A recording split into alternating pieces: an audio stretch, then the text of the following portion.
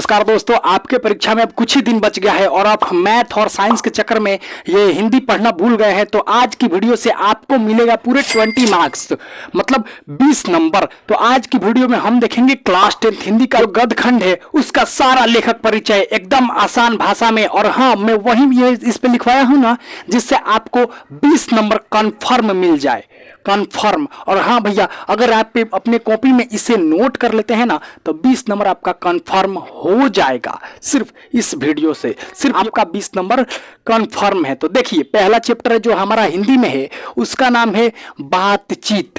पहला चैप्टर का क्या नाम है? बातचीत, जिसके लेखक हैं बाल कृष्ण भट्ट। अब आपसे परीक्षा में पूछ देगा कि बातचीत के लेखक कौन है, तो आप बताइएगा कि बातचीत के लेखक बाल कृष्ण भट्ट जी हैं, जिसके पिताजी का नाम बेनी प्रसाद भट्ट है। आपसे पूछेगा कि बताइए कि बालकृष्ण भट्ट के पिताजी का क्या नाम है, तो आप कहेंगे बालकृष्ण भट्ट के पिताजी का नाम बेनी प्रसाद भट्ट है। हाँ, अब आपसे क्या परीक्षा में पूछ देगा कि उनके माताजी का नाम बताइए, उनके माताजी का नाम बताइए, तो उनके माताजी का क्या नाम है? पार्वती देवी। आपको एग्जाम में बताना है पार्वती देवी। इनका जन्म हुआ था 23 जून 1844 में इलाहाबाद उत्तर प्रदेश में। अब आपसे पूछ देगा कि बताइए बाल कृष्ण भट्ट का जन्म स्थान कौन सा है, तो आप बताएंगे बाल कृष्ण भट्ट का जन्म स्थान इलाहाबाद उत्तर प्रदेश है। और कब हुआ था इनका जन्म? तो 23 जून 1844 को, 23 जून 1844 को। हाँ, अपनी कॉपी में ये पूरा नोट करते चलिएगा। हाँ, नोट करते चलिएगा। अब यहाँ पे देखिए, इनकी मृत्यु जो थी, इनकी माने ये कब मर गए थे, तो ये 20 जुलाई 1914 को मर गए थे। ये दुनिया छोड़ के चले गए थे। देखिए, इन्होंने कुछ इंपॉर्टेंट काम किया। जैसे इनकी एक पत्रिका है, बहुत बार एग्जाम में पूछा जा चुका है कि हिंदी प्रदीप पत्रिका किनकी रचना है, तो आप बताएंगे हिंदी प्रदीप भैया बाल कृष्ण भट्ट जी की रचना है। किसकी रचना है? बाल कृष्ण भट्ट जी की। तो ये तो कंफर्म होगा। और एग्जाम में बहुत बार पूछा जा चुका है, अगले साल भी पूछा था, उसके पिछले साल कई बार पूछा जा चुका है कि बाल कृष्ण भट्ट किस युग के कवि थे। आपको बताना है कि बाल कृष्ण भट्ट किस युग के कवि थे। तो बाल कृष्ण भट्ट आपको याद रख लेना, मोस्ट इंपोर्टेंट क्वेश्चन। बाल कृष्ण भट्ट भारतेंदु युग के कवि थे। कौन से युग के कवि थे? भारतेंदु युग के। अपनी कॉपी में पूरा नोट करते चलिएगा। आइए अब यहाँ पे देखिए, हाँ, आचार्य रामचंद्र शुक्ल ने इनकी तुलना इंग्लिश साहित्य के एडिसन और स्टील से की थी। आपसे परीक्षा में पूछ देगा कि बाल कृष्ण भट्ट की तुलना एडिसन अथवा स्टील से किसने की थी, तो भैया आचार्य रामचंद्र शुक्ल ने की थी। कौन किया था? आचार्य रामचंद्र शुक्ल। और यहाँ पे देखिए, इनकी कुछ प्रमुख रचना जो आपके परीक्षा में डायरेक्ट आएगा कन्फर्म। तो देखिए, इनकी प्रमुख रचना, पहला तो है नूतन ब्रह्मचारी। पहला क्या है? नूतन ब्रह्मचारी। आपसे एग्जाम में पूछ देगा कि नूतन ब्रह्मचारी के लेखक कौन है, तो आपका जवाब होगा बाल कृष्ण भट्ट। तो देखिए, और दूसरा आएगा संभाव में अभाव। दूसरा क्या आएगा? संभाव में अभाव। और ये भैया एगो लिख लीजिए बातचीत। तो बातचीत के लेखक कौन है? तो बातचीत के लेखक बाल कृष्ण भट्ट जी हैं, कंफर्म। अब देखिए यहाँ पे इन 1000 के आसपास निबंध आपसे एग्जाम में पूछ देगा, और पूछा भी है कई बारी कि इन्होंने जो बाल कृष्ण भट्ट हैं ये कितने निबंध इनके प्रकाशित हैं, तो भैया लगभग 1000 के आसपास इनका निबंध प्रकाशित है। बस अब आप इतना अपने कॉपी में छाप लेते हैं, इतना अगर आप अपने कॉपी में छाप लेते हैं तो बस इतना से ही आपको 2 नंबर मिल जाएगा। और शुरुआती अगर ऑब्जेक्टिव में 2 नंबर मिल जाएगा। और शुरुआती पाना पलटते पहले देखिएगा इसी में से होगा कोनो ना कोनो सवाल। तो जल्दी नोट कर लीजिए। नोट करने के बाद हम बढ़ते हैं अब चैप्टर नंबर 2 की ओर। दूसरे चैप्टर का नाम है उसने कहा था। तो आइए देखते हैं इसे। उसने कहा था, जिसके लेखक है चंद्रधर शर्मा गुलेरी, जिनको हम प्यार से या लोग उन्हें गुलेरी कहते थे, पूरा नाम नहीं लेते थे। अब भैया है इतना बड़ा नाम कौन लेगा, जिनका नाम था चंद्रधर शर्मा गुलेरी। आपसे एग्जाम में पूछ देगा कि बताइए उसने कहा था कि लेखक कौन है, तो आप बताएंगे उसने कहा था कि लेखक चंद्रधर शर्मा गुलेरी जी हैं। हाँ, तो देखिए, जिनके पिताजी का नाम पंडित शिवराम था। जिनके पिताजी का नाम क्या था? पंडित शिवराम। तो देखिए, इनका जन्म होता है 7 जुलाई 1883 को। भैया 7 जुलाई 1883, 7 जुलाई को तो हमारे जो फॉर्मर इंडियन कैप्टन हैं जिनका नाम है MS धोनी, उनका भी तो जन्मदिन होता है ना 7 जुलाई को। तो आप ऐसे याद रख लीजिएगा कि इनका जन्मदिन और धोनी का जन्मदिन सेम डे पे है, नॉट सेम ईयर। ये 1883 में हुए थे, वो कहा जाने कब हुए होंगे। देखिए ये मर गए थे कब, इनका निधन कब हुआ था? 12 सितंबर 1922 को इनका मृत्यु हो गया था। 12 सितंबर 1922 को आपको याद रख लेना है। देखिए इनका जन्म स्थान, अभी इसमें क्या होता है, कितने बच्चे कंफ्यूज हो जाते हैं, एग्जाम में आ जाता है कि चंद्र शर्मा गुलेरी जी का जन्म स्थान बताइए, तो इसमें कितने बच्चे कंफ्यूज हो जाते हैं। तो देखिए यहाँ पे इनका जो जन्म स्थान है वो जयपुर राजस्थान है। इनका जो जन्म स्थान है वो जयपुर राजस्थान है, लेकिन ये मूल निवासी कहाँ के हैं? मूल निवासी कंगड़ा हिमाचल प्रदेश के हैं। आपको याद रख लेना है, इनका जन्म स्थान जयपुर राजस्थान है। अगर एग्जाम में पूछेगा कि भैया इनका जन्म स्थान बताइए, तो आप कहेंगे इनका जन्म स्थान जयपुर राजस्थान। वही आपसे एग्जाम में पूछेगा कि इनका कहाँ के मूल निवासी थे, तो आप कहेंगे ये कंगड़ा हिमाचल प्रदेश के मूल निवासी थे। कंफर्म? ओके। देखिए यहाँ पे अब 1895 में मैट्रिक पास किए। कहां से पास किए? इलाहाबाद से पास किए। कहां से? इलाहाबाद से पास किए। 1901 में इंटर पास कर दिए। 1901 में इंटर पास किए। कहां से किए? कलकत्ता से किए। कहां से?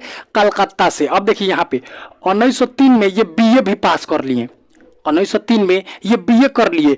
कहां से किए? इलाहाबाद विश्वविद्यालय से। कहां से किए? इलाहाबाद विश्वविद्यालय, जिसका नाम अब बदल कर हम प्रयागराज हो गया है। इलाहाबाद का नाम पहले इलाहाबाद था, अब हो गया है प्रयागराज। तो देखिए इनकी कुछ प्रमुख रचनाएं देखते हैं। आपने ये जाना ना कि 1895 में मैट्रिक किए, 1901 में इंटर किए और 1903 में बीए किए। हमें आपसे पूछूं कि आप बताइए कि ये जो चंद्र शर्मा गुलेरी जी हैं ये बीए कब किए, तो आपका जवाब होना चाहिए ये बीए 1903 में किए। मैं पूछूं आपसे कि ये मैट्रिक कब किए, तो आपका जवाब होना चाहिए 1895 में ये मैट्रिक किए। और मैं आपसे पूछूं कि बताइए ये इंटर कब किए, तो आपका जवाब होना चाहिए कि ये 1901 में इंटर किए। और कहां से किए? कोलकाता से। और कहां से बीए किए? इलाहाबाद विश्वविद्यालय से। Okay confirm. आइए इनकी कुछ प्रमुख रचनाएं देखते हैं जो आपके परीक्षा में आता है। देखिए सुखमय, वैसे तो लेखक परिचय भैया इतना नहीं होता है और ज्यादा होता है, लेकिन ज्यादा लिखने से क्या फायदा, मैं वही लिखवा रहा हूं जो आपके एग्जाम में आएगा, तो इतनी सही काम चलेगा। अब हमारा डेस्टिनी है कि 20 नंबर 20 मार्क्स इतने छोटे से वीडियो से, और मैं आपको दिला के रहूंगा। ये वीडियो पूरा देखिए, अपने कॉपी में छापते चलिए, एग्जाम के 2 दिन पहले इसे देख लीजिएगा, 20 नंबर आ जाएगा। देखिए 1 नंबर है इसकी प्रमुख रचना सुखमय जीवन। ये आपके परीक्षा में आ रहा है भाई कि सुखमय जीवन के लेखक कौन है, तो भैया चंद्र शर्मा गुलेरी जी हैं। और दूसरा है बुद्धू का कांटा। कई बारी एग्जाम में पूछा जा चुका है, आप पलट के देखिएगा, प्रीवियस ईयर के क्वेश्चन पेपर पलट के देखिएगा, उसमें ऑब्जेक्टिव में कितनी बारी पूछा जा चुका है कि बुद्धू के कांटा के लेखक कौन है, तो भैया चंद्र शर्मा गुलेरी जी हैं। और यहाँ पे देखिए इनकी कुछ वृत्तियां, इनके द्वारा किए गए काम। देखिए 1904 में राजा जय सिंह के अभिभावक बने। 1904 में राजा जय सिंह के अभिभावक बने। किसके अभिभावक बने? राजा जय सिंह के। अब आशा करते हैं आप ये सारा समझ गए होंगे कि इनकी जन्म मृत्यु सारा कुंडली।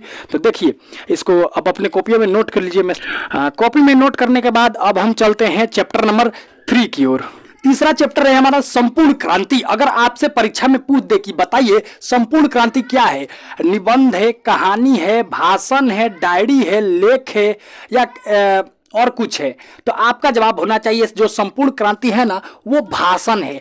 किनके द्वारा दिया गया है, तो जयप्रकाश नारायण के द्वारा दिया गया है। तो आइए देखते हैं तीसरा चैप्टर का नाम है संपूर्ण क्रांति। यह एक भाषण है। आपसे एग्जाम में पूछेगा बताइए संपूर्ण क्रांति क्या है, तो आपका जवाब होना चाहिए भाषण।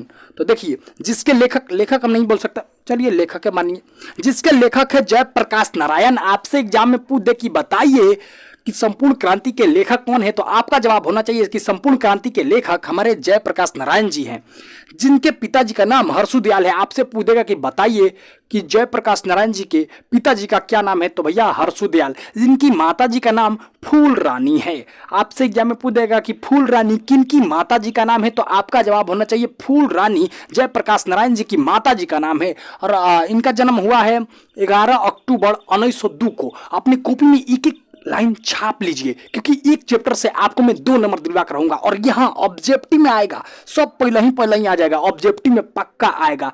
20 नंबर आपका कन्फर्म है कि आज की इस वीडियो से आपको 20 नंबर मिल जाएगा। देखिए इनका जन्म जो हुआ था 11 अक्टूबर 1902 को, इनकी मृत्यु हुई थी 8 अक्टूबर 1779 को। कब हुई थी? 8 अक्टूबर 1779 को। इनका जन्म स्थान सिताब दियारा गांव, इनका जन्म स्थान कहाँ है? सिताब दियारा गांव, जो कि उत्तर प्रदेश और बिहार के बॉर्डर पे पड़ता है। बिहार के सारण जिला और उत्तर प्रदेश के बलिया जिला के बॉर्डर पे पड़ता है। अगर आपसे परीक्षा में पूछ दे कि बताइए जयप्रकाश नारायण जी का जन्म स्थान कहाँ है, तो आपका जवाब होना चाहिए जयप्रकाश नारायण जी का जन्म स्थान सिताब दियारा गांव है, जो कि उत्तर प्रदेश और बिहार के बॉर्डर पे पड़ता है। देखिए, बचपन में इन्हें लोग बाउल बाउल कहते हैं। बचपन में आपका भी नाम कुछ होता होगा, जैसे मोटा होंगे तो मोटका, पतला होंगे तो पतारा का, वैसे ही इनका नाम बचपन में बाउल था, लोकनायक। जैसे हम महात्मा गांधी को हम बापू के नाम से जानते हैं, जो पंडित जवाहरलाल नेहरू को हम चाचा जी के नाम से जानते हैं, वैसे ही इन्हें लोग लोकनायक कहने लगे। इनकी प्रसिद्धियां, इनके कार्य देखकर इन्हें लोकनायक कहने लगे। अब देखिए यहाँ पे 1998 में इन्हें भारत रत्न मिला। आपसे पूछ देगा कि बताइए जयप्रकाश नारायण जी को भारत रत्न कब मिला, तो आपका जवाब होना चाहिए जयप्रकाश नारायण जी को भारत रत्न 1998 में मिला। ओके, अब देखिए जेपी मीन्स जैसे जयप्रकाश, जेपी का मतलब जयप्रकाश नारायण, शॉर्ट में इन्हें लोग जेपी भी बोलते थे। तो देखिए ये क्या हुआ, ये पढ़ाई करने के लिए अमेरिका गए। पढ़ाई करने के लिए कहाँ गए? अमेरिका। तो अमेरिका गए पढ़ाई करने के लिए, वहाँ मजदूरी कर करके पढ़ाई किए। अब पढ़ाई करके जब लौटे या राजनीति में घुसे, तो राजनीति में जो इनका विरोधी राजनीति दल वाला था ना, इन्हें अमेरिका का दलाल कहता था। तो ये भी आपके एग्जाम में पूछता है कि बताइए अमेरिका का दलाल किन्हें कहा गया, तो आपका जवाब होना चाहिए अमेरिका का दलाल जयप्रकाश नारायण जी को कहा गया। अब यहाँ पे देखिए कुछ प्रमुख रचना। एक रचना है बहुत इंपॉर्टेंट है आपके परीक्षा के लिए, रिकंस्ट्रक्शन ऑफ इंडियन पॉलिटी। अगर आपसे एग्जाम में पूछ दे कि बताइए रिकंस्ट्रक्शन ऑफ इंडियन पॉलिटी के लेखक कौन है, तो आपका जवाब होना चाहिए जयप्रकाश नारायण। अब यहाँ पे देखिए गांधी मैदान, यहाँ पे गांधी मैदान लिखा है, इससे क्या ताल्लुक है इस चैप्टर का, तो देखिए जो संपूर्ण क्रांति है ना, यह भाषण है। अब भाषण है तो कहीं ना कहीं माइक में दिया गया होगा, तो उस जगह में कौन जगह में दिया गया होगा, तो वो जगह था गांधी मैदान में। गांधी मैदान में जो संपूर्ण क्रांति भाषण हुआ था ना, बड़ा धुआंधार भाषण हुआ था, बहुत धुआंधार भाषण जो दिया गया था गांधी मैदान, जो पटना में स्थित है। आशा करते हैं आप ये अपने कॉपी में नोट कर लिए होंगे। अगर नोट नहीं किए होंगे तो हम साइड हट जाते हैं। हाँ, वीडियो को पॉज कीजिए और इसे अपने कॉपियों में छाप लीजिए, और एग्जाम के 2-3 दिन पहले इसे बस पढ़ के चले जाइए। 20 नंबर तो यहीं नहीं आ जाएगा। अभी हमारा तीसरा चैप्टर हो गया, अब बढ़ते हैं हम चौथे चैप्टर की ओर। चौथा चैप्टर है हमारा अर्धनारीश्वर। तो देखिए अर्धनारीश्वर के जो लेखक है वो है रामधारी सिंह दिनकर। अर्धनारीश्वर के लेखक कौन है? रामधारी सिंह दिनकर, जिनका जन्म होता है 23 सितंबर 1908 को। इनका जन्म होता है 23 सितंबर 1908 को। इनका निधन जो होता है वो होता है 24 अप्रैल 1974 को। आपसे अगर एग्जाम में पूछ दे कि बताइए रामधारी सिंह दिनकर का निधन कब होता है, तो आपका जवाब होना चाहिए 24 अप्रैल 1974 को। इनका जो जन्म स्थान था ना, वो मूलतः ये बिहार के रहने वाले थे। इनका जो जन्म स्थान था बेगूसराय, बिहार। इनके गांव का भी नाम था सिमरिया। आपसे अगर एग्जाम में पूछे कि बताइए रामधारी सिंह दिनकर के गांव का क्या नाम था, तो सिमरिया गांव, जिला बेगूसराय और राज्य बिहार और भारत के। देखिए इनके पिता का नाम रवि सिंह था, इनके माता का नाम मनरूप रानी था। आपसे एग्जाम में पूछे कि बताइए रामधारी सिंह दिनकर जी के पिताजी का क्या नाम था, तो रवि सिंह। इनकी माता जी का क्या नाम था, तो मनरूप रानी। और देखिए छात्र सहोदर, आपको बताना है छात्र सहोदर। तो देखिए ये जो छात्र सहोदर था ना, इनकी पहली कविता था जो कब प्रकाशित हुआ था 1925 को। देखिए हई जन्म, देखिए 1908 में जन्म, 1925 में कवितो आ गया। कितना साल हुआ? 1925 में कवितो आ गया, मैंने ये 17 साल के उम्र में कविता लिख दिए थे। इतने बड़े ज्ञानी थे। देखिए यहाँ पे देखिए इनकी एक रचना है उर्वशी। कौन सी रचना? उर्वशी, जिसके लिए इन्हें भारतीय ज्ञानपीठ पुरस्कार से सम्मानित किया गया। आपसे पूछ देगा एग्जाम में कि बताइए रामधारी सिंह दिनकर को किस रचना के लिए भारतीय ज्ञानपीठ पुरस्कार से सम्मानित किया गया, तो आपका जवाब होना चाहिए उर्वशी के लिए। उर्वशी के लिए इन्हें भारतीय ज्ञानपीठ पुरस्कार से सम्मानित किया गया। और यहाँ पे देखिए इन्हें साहित्य अकादमी पुरस्कार भी मिला है। साहित्य अकादमी पुरस्कार मिला है, वो कौन सी रचना के लिए मिला है, तो देखिए संस्कृत के 4 अध्याय। अब आपसे एग्जाम में पूछेगा कि बताइए संस्कृत के 4 अध्याय के लिए ये जो रामधारी सिंह दिनकर हैं, इन्हें कौन सा सम्मान मिला, तो आपका जवाब होगा साहित्य अकादमी। साहित्य अकादमी पुरस्कार इन्हें संस्कृत के 4 अध्याय के लिए मिला। देखिए इनकी कुछ प्रमुख रचनाएं। Most important for your exam 2024-25 sorry. देखिए इनकी जो प्रमुख रचना है वो है कुरुक्षेत्र। ये आपके परीक्षा में पक्का आएगा, आपसे दे देगा कि बताइए कुरुक्षेत्र के लेखक कौन है, तो आपका जवाब होना चाहिए कुरुक्षेत्र के लेखक रामधारी सिंह दिनकर है। और उर्वशी के भी लेखक रामधारी सिंह दिनकर है। परशुराम की प्रतीक्षा इसके भी लेखक रामधारी सिंह दिनकर है। अर्धनारीश्वर के भी लेखक रामधारी सिंह दिनकर है। अब मैं आपसे सवाल पूछता हूँ कि बताइए उर्वशी के लेखक कौन है, रामधारी सिंह दिनकर। कुरुक्षेत्र के लेखक कौन है, रामधारी सिंह दिनकर। अर्धनारीश्वर के लेखक कौन है, रामधारी सिंह दिनकर। परशुराम की प्रतीक्षा के लेखक कौन है, रामधारी सिंह दिनकर। रामधारी सिंह दिनकर जी के माता जी का क्या नाम था, तो मनरूप रानी। इनके पिताजी का क्या नाम था, तो रवि सिंह। और इनका जो थी पहला कविता था उसका क्या नाम है, छात्र सहोदर। और इन्हें भारतीय ज्ञानपीठ पुरस्कार किसके लिए मिला था, तो भैया उर्वशी के लिए इन्हें भारतीय ज्ञानपीठ पुरस्कार मिला था। और बताइए साहित्य अकादमी पुरस्कार किसके लिए मिला था, तो साहित्य अकादमी पुरस्कार ये जो संस्कृत के 4 अध्याय है उसके लिए मिला था। अब अपने कॉपी में वीडियो को पोज कीजिए और इसे छापिए। चैप्टर 4 के बाद अब हम बढ़ते हैं चैप्टर नंबर 5 की ओर। हमारा जो क्लास 12 हिंदी का 5वां चैप्टर है उसका नाम है रोज। आपसे एग्जाम में पूछेगा कि बताइए रोज क्या है, निबंध है, कहानी है कि डायरी है या भाषण है या लेख है, तो आपका जवाब होना चाहिए जो रोज है ना ये एक कहानी है। क्या है, रोज एक कहानी है। देखिए जिसके लेखक है सच्चिदानंद हीराचंद अजय। बाप रे इतना बड़ा नाम, ये आप मत याद कीजिएगा, सिर्फ अजय आप अजय जानिएगा, जिनका नाम है अजय जी इसके लेखक है। जिनका जन्म होता है 7 मार्च 1911 को। जो ये हमारे अजय जी हैं रोज कहानी के लेखक, इनका जन्म कब होता है, तो 7 मार्च 1911 को। आपने कॉपी में लिखते चलिएगा। इनकी मृत्यु जो होती है 4 अप्रैल 1987 को होती है। अब इनकी मृत्यु कब होती है, 4 अप्रैल 1987 को। इनका जो जन्म स्थान है वो कस्या कुशीनगर जो उत्तर प्रदेश में पड़ता है ना वहां है। अगर आपसे पूछ देगा कि बताइए आप अजय जी का जन्म स्थान कहाँ है, तो कस्या कुशीनगर उत्तर प्रदेश में है, आपको जवाब होना चाहिए। ये मूल निवासी कहाँ के थे, ये मूल निवासी थे करतारपुर पंजाब के। कहाँ के थे, करतारपुर पंजाब के। अब आपसे एग्जाम में अगर पूछ दे ऐसे कि बताइए जो हमारे अजय जी हैं रोज कहानी के लेखक वो मूल निवासी कहाँ के हैं, तो आपका जवाब होना चाहिए करतारपुर पंजाब के। इनकी माता जी का नाम वयंती देवी था। वयंती देवी किसकी माता जी का नाम था, तो भैया अजय जी की माता जी का नाम वयंती देवी था। इनके पिताजी का नाम डॉक्टर हीरानंद शास्त्री था। क्या नाम था, डॉक्टर हीरानंद शास्त्री। यहाँ पे देखिए 1925 में अपने घर लखनऊ से मैट्रिक किए। कहाँ से मैट्रिक किए, लखनऊ से 1925 में मैट्रिक किए। अब देखिए 1927 में इंटर किए मद्रास क्रिश्चियन कॉलेज से। अगर आपके एग्जाम में पूछे कि बताइए कि ये जो हमारे सच्चिदानंद हीरानंद अजय जी हैं ये कब इंटर किए, तो 1927 में। कहाँ से किए, तो मद्रास इंटर कॉलेज से किए। कहाँ से किए, मद्रास इंटर कॉलेज से। अब देखिए ये 1929 में बीएससी किए। कहाँ से किए, लाहौर से किए, जो इस वक्त पाकिस्तान में है। ये 1929 में बीएससी किए थे। कब किए थे, 1929 में। कहाँ से किए थे, तो लाहौर से, जो अभी में वर्तमान में पाकिस्तान में है। तो देखिए 1925 में मैट्रिक, 1927 में इंटर और 1929 में बीएससी। अपने कॉपी में छाप लीजिए एकदम लाइन से, एकदम बढ़िया बढ़िया नोट है भाई, बढ़िया बढ़िया नोट। और अपने एग्जाम से 2-3 दिन पहले देखिएगा, एकदम आसानी से याद हो जाएगा। देखिए हई मालती ये का है ना, कई बारी एग्जाम में पूछा जा चुका है। ये जो रोज कहानी है इसकी जो नायिका है वो कौन है।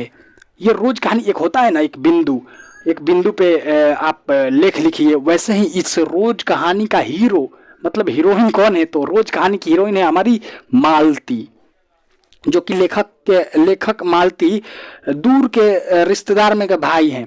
देखिए 10 साल में कविता, ये जो लेखक अजय जी थे ना ये इतना बुद्धिमान थे कि 10 साल के उम्र में, ये तो दिनकर देव जी के पीछे छोड़ दिए, ये 10 साल की उम्र में कविता लिखने लगे, 10 साल की उम्र में। अब देखिए कितनी नावों में कितनी बार कितनी नावों में कितनी बार इनकी एक रचना है जिसके लिए इन्हें भारतीय ज्ञानपीठ पुरस्कार मिला। अब आपसे अगर एग्जाम में पूछ दे कि बताइए कितनी नावों में कितनी बार के लिए ये हमारे अजय जी को कौन सा पुरस्कार मिला, तो आपका जवाब होना चाहिए भारतीय ज्ञानपीठ पुरस्कार।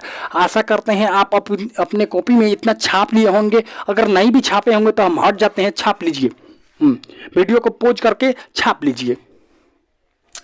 ये तो हो गया हमारा चैप्टर 5। अब हम बढ़ते हैं चैप्टर 6 की ओर। हमारा क्लास 12 हिंदी का 6वां चैप्टर है जिसका नाम है एक पत्र और एक लेख, जिसके लेखक है भगत सिंह। आपसे अगर एग्जाम में पूछ दे कि बताइए एक पत्र और एक लेख के लेखक कौन है, तो आपका जवाब होगा भगत सिंह।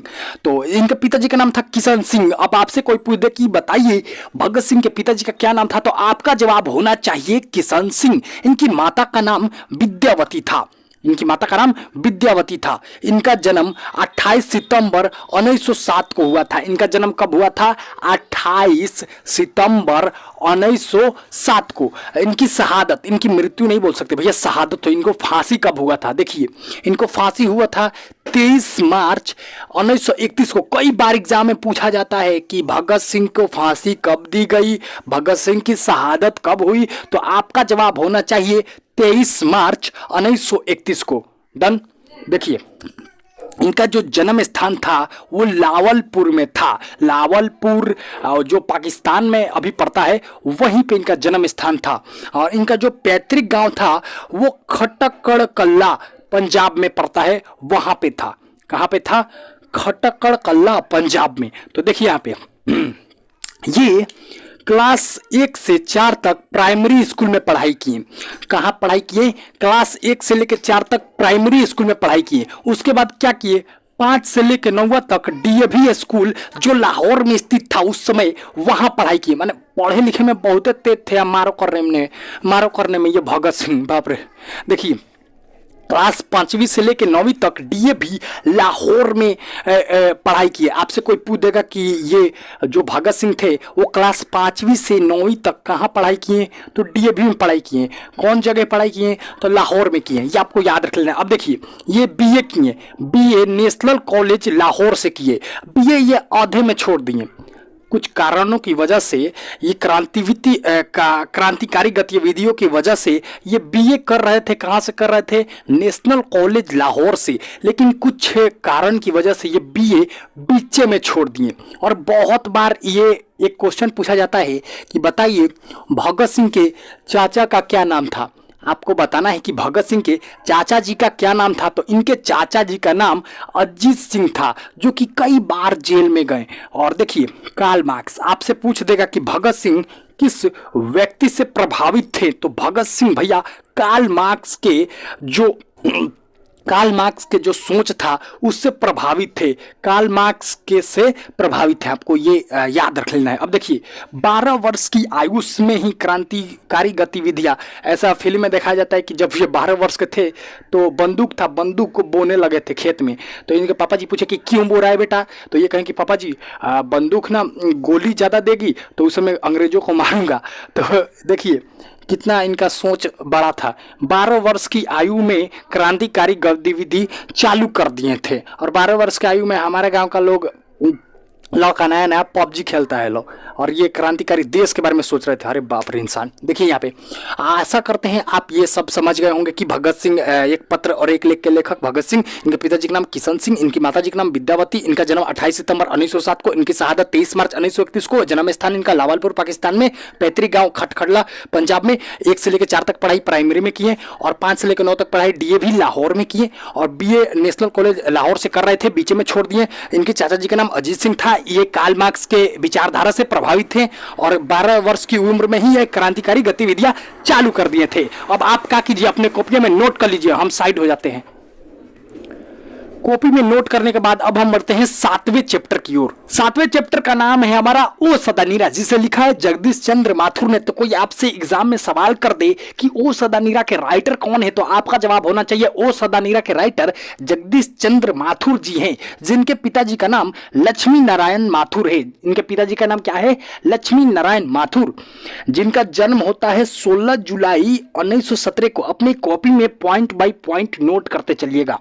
और इनका निधन होता है 14 मई 1978 को। इनका निधन कब होता है? 14 मई 1978 को। जन्म स्थान है इनका Shahjahanpur, Bulandshahr, UP. As a Bihar board और कहीं दूसरे प्रकाशन मतलब दूसरे बोर्ड में अलग दिया है। ये बिहार बोर्ड के मुताबिक है। अगर आप बिहार बोर्ड से हैं तो ये आपका सही हो जाएगा। अगर आपसे कोई इनका जन्म स्थान पूछ लेना तो आप बताइएगा शाहजहांपुर, बुलंदशहर, यूपी, एकदम सही हो जाएगा। देखिए ये शिक्षा, ये एमए किए थे। अब एमए किए कौन से भाषा में किए थे? तो एमए अंग्रेजी भाषा में किए थे। कौन से भाषा में किए थे? अंग्रेजी भाषा में। तो एमए करने के लिए ये कहीं गए होंगे ना, कोई विश्वविद्यालय में, कोई यूनिवर्सिटी में। तो कौन से यूनिवर्सिटी से किए होंगे? तो इलाहाबाद से। आप क्या जाने ये एमए किए थे, कौन से भाषा से किए थे? तो अंग्रेजी भाषा से किए थे। कौन से यूनिवर्सिटी से किए थे? तो इलाहाबाद यूनिवर्सिटी से किए थे। अब देखिए यहाँ पे ये बिहार के शिक्षा सचिव भी रहे हैं। आपसे अगर कई बार पूछा भी है भैया, पूछा भी है कि बताइए कि इनमें से कौन बिहार के शिक्षा सचिव रहे हैं? तो ऑप्शन में अगर जगदीश चंद्र माथुर होगा ना तो उस पर आप टिक मार दीजिएगा और ऑब्जेक्टिव भरने वाले में गोला लगा दीजिएगा। यहाँ पे देखिए ये जो चैप्टर है ना, ओ सदनीरा चैप्टर, ये गंडक नदी जो है ना हमारी यहाँ उत्तर बिहार में, उसको मुख्य बिंदु मानकर लिखा गया है। गंडक नदी को मुख्य बिंदु मानकर लिखा गया है। तो ऐसे आपके परीक्षा में आता है कि बताइए कि ओ सदनीरा किस नदी के ऊपर डिपेंडेबल है, मतलब किस नदी को बिंदु बनाकर लिखा गया है? तो भैया गंडक नदी को बिंदु बनाकर लिखा गया है। तो देखिए तीन कठिया प्रणाली, ऐसा आपसे एग्जाम में आएगा कि बताइए तीन कठिया प्रणाली किसके खेती के लिए यूज की जाती थी? जो तीन कठिया प्रणाली होती थी ना पुरानी, वो किसके लिए यूज की जाती थी? तो भैया नील की खेती के लिए अंग्रेज तीन कठिया प्रणाली का इस्तेमाल करते थे। तो देखिए यहाँ पे इनकी कुछ प्रमुख रचनाएं जो आपके एग्जाम में आएगा, इसमें से एक जरूर आएगा। देखिए यहाँ पे बोलते क्षण आपसे एग्जाम में पूछेगा कि बोलते क्षण किसकी रचना है? तो आपका जवाब होना चाहिए जगदीश चंद्र माथुर का। और कोणार्क, ये भी आपसे अगर एग्जाम में पूछे कि बताइए कोणार्क किसकी रचना है? तो जगदीश चंद्र माथुर का।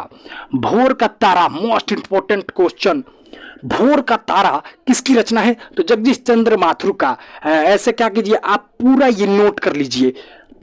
हम हट जाते हैं साइड, वीडियो को पॉज करके नोट कर लीजिए, मैं साइड हट जा रहा हूं। चैप्टर नंबर 7 होने के बाद अब हम बढ़ते हैं चैप्टर नंबर 8 की ओर। क्लास 12 हिंदी का 8वां चैप्टर है सिपाही की माँ। अगर आपसे पूछ दे कोई कि सिपाही की माँ कौन सी विधा है, तो आपका जवाब होना चाहिए सिपाही की माँ एक कहानी है। सिपाही की माँ एक कहानी है जिसके राइटर है मोहन राकेश। आपसे अगर एग्जाम में कोई पूछ दे कि सिपाही की माँ के लेखक कौन है, तो आपका जवाब होना चाहिए मोहन राकेश, जिनका जन्म होता है 8 जनवरी 1925 को। इनका जन्म कब होता है? 8 जनवरी 1925 को। इनका निधन हो जाता है 3 दिसंबर 1972 को। इनका निधन कब होता है? 3 दिसंबर 1972 को।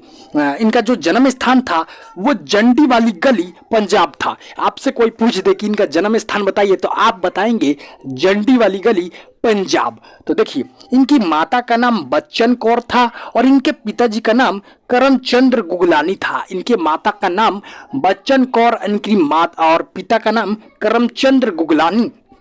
शिक्षा, ये एमए किए थे कौन सी भाषा में? संस्कृत भाषा में, और हिंदी भाषा में भी किए थे। ये 2 भाषाओं में एमए किए थे, एक संस्कृत भाषा और एक हिंदी भाषा। कहाँ से किए थे? तो लाहौर से किए थे। कहाँ से? लाहौर से। आइए यहाँ देखिए इनकी वृत्ति, इनके द्वारा किए गए कार्य। तो देखिए DU का मतलब डी से दिल्ली, यू से यूनिवर्सिटी। ये दिल्ली यूनिवर्सिटी के प्रिंसिपल भी रहे। कब रहे? 1960 में। 1960 में ये कहाँ के प्रिंसिपल रहे? तो दिल्ली यूनिवर्सिटी के प्रिंसिपल। आपसे कोई अगर पूछ दे कि ये जो मोहन राकेश है ये कौन से यूनिवर्सिटी के प्रिंसिपल रहे, तो आपका जवाब होगा दिल्ली यूनिवर्सिटी के प्रिंसिपल। और कब रहे? तो 1960 में। ये आपको बताना है। तो इनकी कुछ प्रमुख रचनाएं देखते हैं। आइए देखिए जानवर और जानवर। अगर आपके परीक्षा में आ गया कि जानवर और जानवर किसकी कृति है, तो आपका जवाब होना चाहिए मोहन राकेश की। और आ गया नए बादल, ये भी मोहन राकेश की। और तीसरा है हमारा इंसान के खंडहर। वैसे तो इनकी बहुत सारी कृतियां हैं, अब हम वो लिखाने बैठे ना तो पूरा बोर्ड भर जाएगा, लेकिन हम वही लाए हैं जो आपके परीक्षा के लिए इंपॉर्टेंट है, वही सब हम लाए हैं जो आपको इतने छोटे से नोट से 2 नंबर प्रोवाइड करा दे। यही तो देखिए। और तीसरा चौथा है अंडे का छिलका। अंडे का छिलका मोस्ट इंपॉर्टेंट है आपके लिए। अंडे का छिलका बहुत ही ज्यादा इंपॉर्टेंट है, क्योंकि अंडे के छिलका से ही ये सिपाही की माँ कहानी लिया गया है। अंडा का छिलका, मान लीजिए इतने बड़ा कहानी है और उसमें से छोटी बूढ़ी सिपाही की माँ कहानी लिया गया है। अंडे के छिलके से अगर आपके एग्जाम में आ जाए कि सिपाही की माँ कहाँ से लिया गया है, तो आपका जवाब होना चाहिए अंडे के छिलके से। कहाँ से? अंडे के छिलके से। अगर ऐसे सवाल आ जाए कि अंडे के छिलके से कौन सी कहानी लिया गया है, तो आपका जवाब होना चाहिए अंडे के छिलके से सिपाही की मां कहानी लिया गया है, जिसके लेखक मोहन राकेश हैं। आशा करते हैं आप ये सब समझ गए होंगे। अपनी कॉपी में नोट कीजिए, मैं साइड हट रहा हूं। अब इसके बाद हम बढ़ते हैं चैप्टर नंबर 9 की ओर। हमारा 9वां चैप्टर है प्रगति और समाज, जिसके लेखक हैं नामवर सिंह। अगर आपसे कोई एग्जाम में ऐसे पूछ दे कि प्रगति और समाज के लेखक कौन है, तो आपका जवाब होना चाहिए प्रगति और समाज के लेखक नामवर सिंह हैं, जिनका जन्म होता है 28 जुलाई 1927 को। हाँ, अगर आपसे कोई पूछ दे कि प्रगति और समाज क्या है, कहानी है, निबंध है, एकांकी है, कथा है, का है, लेख है, का है, तो आपका जवाब होगा यह एक निबंध है। निबंध है। और हाँ, उससे पहले वाले जो वो मोहन राकेश वाला था ना, वो सिपाही की माँ, वो एक एकांकी है। एकांकी मीन्स नाटक, तो मैं उसमें निबंध लिखा दिया था, उसके लिए सॉरी। वो एक एकांकी है। हाँ देखिए, इनका जन्म होता है 28 जुलाई 1927 को। इनका जन्म कब होता है? 28 जुलाई 1927 को। इनका जन्म स्थान कहाँ होता है? बनारस। अगर आपसे कोई पूछ दे कि नामवर सिंह का जन्म स्थान बताइए, तो आपको बताने में कोई हिचकिचाहट नहीं होनी चाहिए कि इनका जन्म बनारस में होता है, जो अभी वाराणसी है।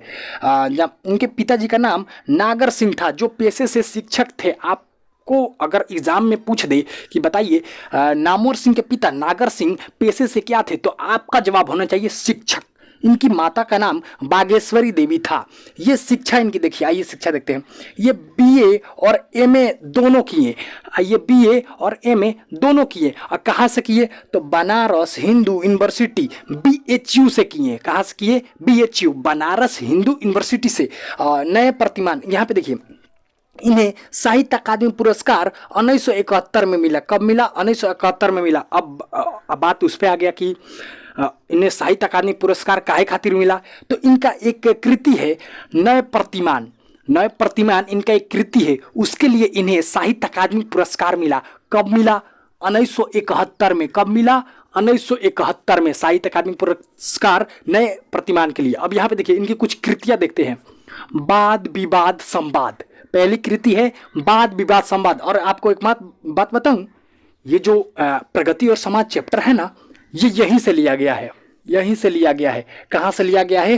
वाद विवाद संवाद। तो अपने आप कॉपी में यहाँ पे इसके नीचे लिख दीजिएगा, चैप्टर यहां से लिया गया है।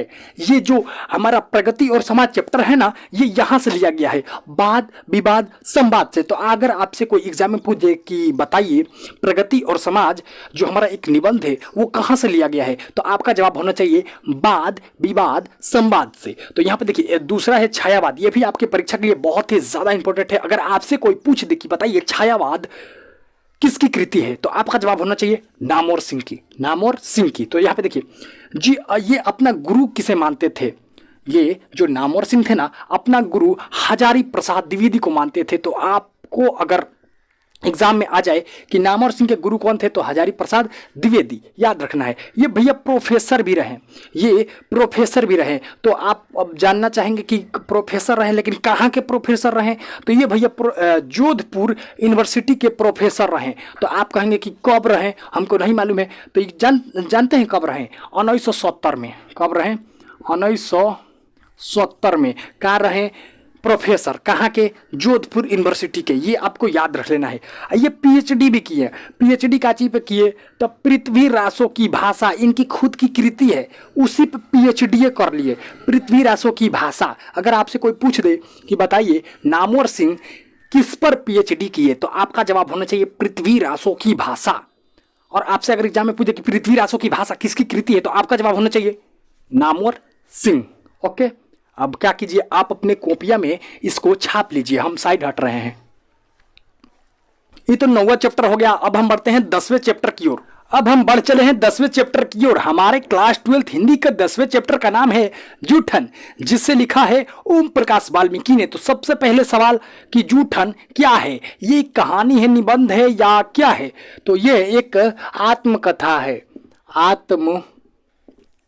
आत्मकथा जो इनके जीवन में, ओम प्रकाश वाल्मीकि जी के जीवन में व्यतीत हुआ, जो घटना घटा उसी को इन्होंने छापा है। बहुत ही अच्छी आत्मकथा है, आप जाके पर्सनली इसे पढ़िएगा।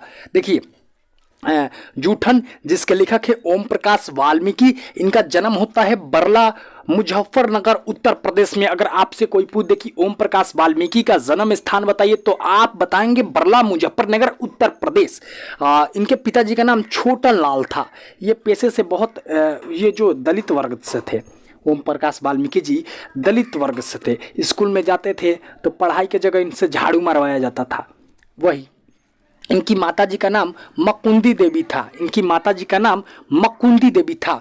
ये इनकी शिक्षा जो थी, ये एमए किए थे। अब आप रहा सवाल कि कहाँ से किए थे, तो ये भैया श्रीनगर विश्वविद्यालय से एमए किए थे। कहाँ से किए थे? श्रीनगर विश्वविद्यालय से एमए। देखिए, इनकी एक नाट्य संस्था थी मेघदूत नाम की। अगर आपसे एग्जाम में पूछ दे कि बताइए ओम प्रकाश वाल्मीकि की नाट्य संस्था की क्या नाम है, तो आप कहेंगे मेघदूत। आपसे कहेंगे कि मेघदूत क्या है ऐसे। हाँ, 2022 में आया था कि मेघदूत इनमें से क्या है। तो ऑप्शन में अगर रहेगा ना नाट्य संस्था, तो आप वहां पे टिक मार दीजिएगा, नाट्य संस्था है जो महाराष्ट्र में है। देखिए, इनकी कुछ कृतियां जो आपके एग्जाम के लिए बहुत ही ज्यादा इंपॉर्टेंट है। तो देखिए, पहली कृति है सलाम। अगर आपसे परीक्षा में मान लीजिए पूछ दे कि बताइए सलाम किसकी कृति है, तो आपका जवाब होगा, क्या जवाब होगा?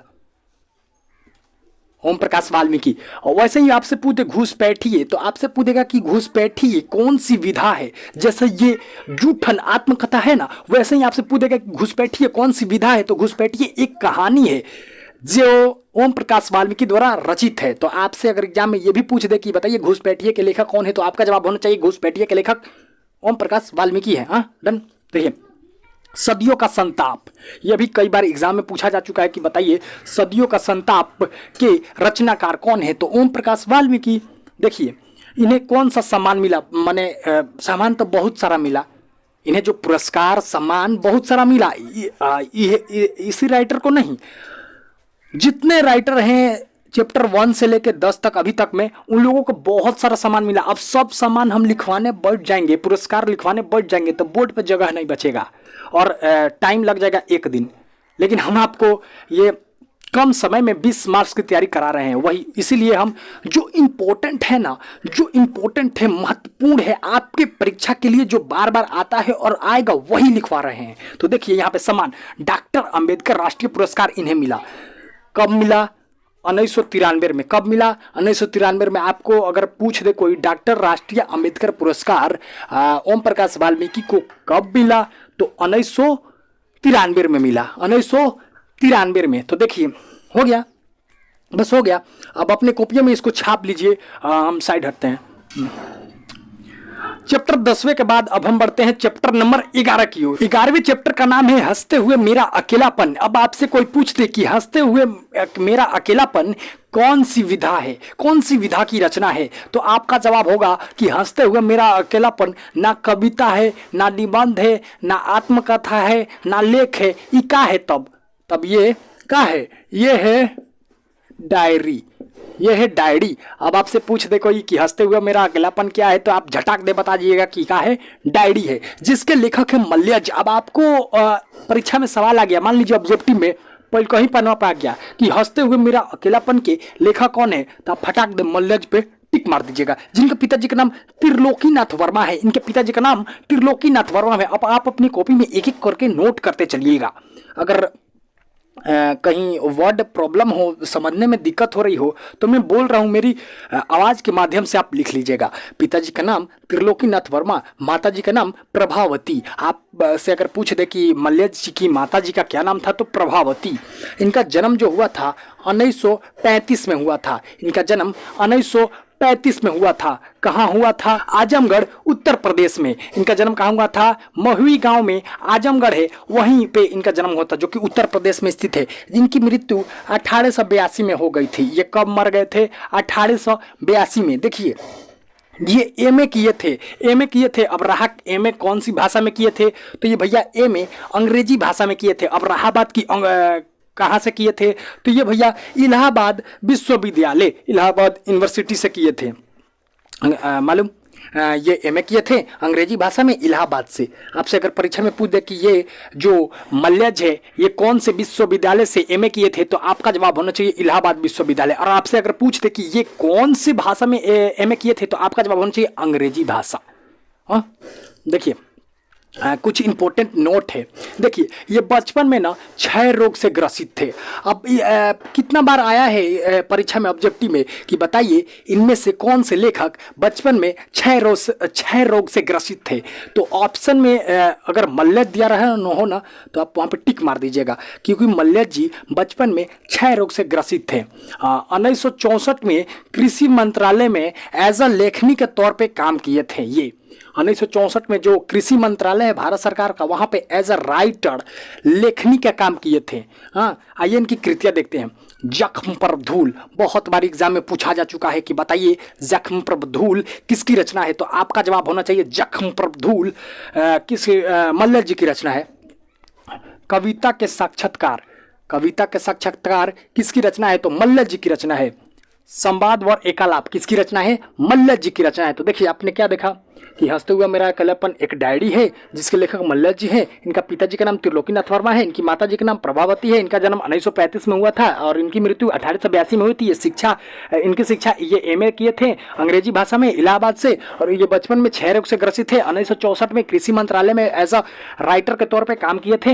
इनकी कृतियां जख्म पर धूल 1971 में प्रकाशित हुई थी, और कविता के साक्षात्कार 1979 में प्रकाशित हुई थी। संवाद और एकालाप 1984 में प्रकाशित हुई थी। और कुछ सवाल मेरा आपसे, बताइए संवाद और एकालाप के लेखक कौन है, उसके कृतिकार कौन है, उसे किसकी कृति है, तो आपका जवाब होना चाहिए मल्लज। आशा करते हैं आप समझ गए होंगे। अब अपनी कॉपी में नोट कर लीजिए। चैप्टर नंबर 11 के बाद हम बढ़ते हैं चैप्टर नंबर 12। चैप्टर का नाम है त्रिच, जिसके लेखक हैं उदय प्रकाश। अगर आपसे कोई पूछ दे कि त्रिच कौन सी विधा है, तो आपका जवाब होना चाहिए कि त्रिच एक कहानी है। क्या है? कहानी है। क्या है? कहानी,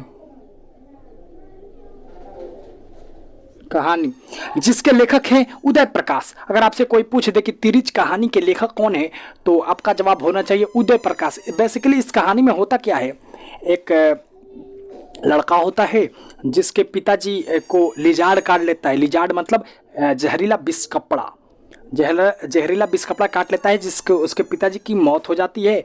और इसी पर है कहानी। कहानी हम नहीं बताएंगे आपको, सिर्फ हम लेखक परिचय बता रहे हैं कि जिससे आपका 20 नंबर पूरा हो सके। तो देखिए यहाँ पे इसके लेखक है उदय प्रकाश। इनके पिताजी का नाम है प्रेम कुमार सिंह। अगर आपसे कोई पूछे उदय प्रकाश जी के पिताजी का क्या नाम है, तो प्रेम कुमार सिंह। इनकी माताजी का नाम है गंगा देवी। इनकी माताजी का क्या नाम है? गंगा देवी। और इनका जन्म जो होता है Sitapur, Anuppur, MP. MP means Madhya Pradesh. इनका जन्म कहाँ होता है? सीतापुर, अनूपपुर, एमपी मतलब मध्य प्रदेश में। इनकी शिक्षा, ये बीएससी भी किए, एमए भी किए। एमए कौन सी भाषा में किए? हिंदी भाषा में। कौन सी भाषा में किए? हिंदी भाषा में। इलाहाबाद की कहाँ से किए? तो भैया सागर यूनिवर्सिटी एक मध्य प्रदेश में है, वहीं से ये किए। कहाँ से किए? सागर यूनिवर्सिटी मध्य प्रदेश से ये बीएससी और एमए दोनों किए। तो यहाँ पे देखिए इनकी कुछ महत्वपूर्ण कृतियां, वैसे तो इस चैप्टर से उतना नहीं आता है, लेकिन इनकी कुछ महत्वपूर्ण कृतियां देख लेते हैं। तो यहाँ पे दरियाई घोड़ा, आपसे अगर एग्जाम में पूछे कि दरियाई घोड़ा के कृतिकार, दरियाई घोड़ा किसकी कृति है, तो भैया आपका जवाब होना चाहिए उदय प्रकाश की। और पीली छतरी वाली लड़की, मोस्ट इंपॉर्टेंट, कई बार एग्जाम में पूछा जा चुका है कि पीली छतरी वाली लड़की किसकी कृति है, तो उदय प्रकाश जी की पीली छतरी वाले लड़की उदय प्रकाश, अरेवा परेवा इनकी ही कृति है, अरेवा परेवा इनकी ही कृति, अपने कॉपी में लिखते चलिएगा। हारमोनियम, हारमोनियम इनकी कृति है जो कि क्या है, कविता है। तो मेरा एक सवाल, अरेवा परेवा किसकी कृति है, अरेवा परेवा किसकी कृति है? तो आपका जवाब होना चाहिए कि ये उदय प्रकाश जी की। उदय प्रकाश जी की पिताजी का क्या नाम है, बताइए, उदय प्रकाश के पिताजी का क्या नाम है? तो प्रेम कुमार सिंह। और इनका जो जन्म था वो कहाँ हुआ था, सीतापुर, अनूपपुर, मध्य प्रदेश। और ये इनकी जो शिक्षा हुई थी, BSc MA किए थे हिंदी में, MA किए थे हिंदी में। कहाँ से? सागर यूनिवर्सिटी, सागर यूनिवर्सिटी मध्य प्रदेश से। हाँ, ओके, डन। अब इसे नोट कर लीजिए। अब बढ़ते हैं हम अगले चैप्टर की ओर। 12th हिंदी का जो आखिरी चैप्टर है जिसका नाम है शिक्षा, जिसके लेखक हैं जे कृष्णमूर्ति। तो अगर आपसे कोई एग्जाम में पूछे कि शिक्षा कौन सी विधा है, तो आपका जवाब होना चाहिए संभाषण, जिसके लेखक है जे कृष्णमूर्ति, जिनका जन्म 12 मई 1895 में हुआ था। अगर आपसे कोई पूछ दे कि जे कृष्णमूर्ति का जन्म कब हुआ था, तो आपका जवाब होना चाहिए 12 मई 1895। और इसकी मृत्यु, जो इनका निधन हुआ था, ये कब मर गए थे, तो ये 17 फरवरी 1986 को इनकी मृत्यु हो गई थी। तो आपका जवाब होना चाहिए, अगर बात इनकी मृत्यु पे आए, तो 17 फरवरी 1986 इनका जो स्थान था, जन्म स्थान, ये नोट मरण स्थान, जन्म स्थान, तो जन्म स्थान था इनका मदनपल्ली, चित्तूर। AP से आप अरुणाचल प्रदेश मत समझ जाइएगा, AP से आंध्र प्रदेश समझिएगा। क्या समझिएगा? आंध्र प्रदेश। इनका जो पूरा नाम था, कई बार एग्जाम में पूछा जा चुका है कि जे कृष्णमूर्ति का, जे कृष्णमूर्ति, तो भैया जे का कोई फुल फॉर्म होता होगा ना, तो वही आपसे पूछ रहा है कि जे कृष्णमूर्ति का पूरा नाम क्या होता है। तो जे कृष्णमूर्ति का पूरा नाम जिद्दू कृष्णमूर्ति होता है। क्या होता है? जिद्दू कृष्णमूर्ति। इनके पिताजी का नाम नारायण जिद्दू था। इनके पिताजी का नाम अगर आपसे कोई पूछ दे तो आपका बताएंगे नारायण जिद्दू।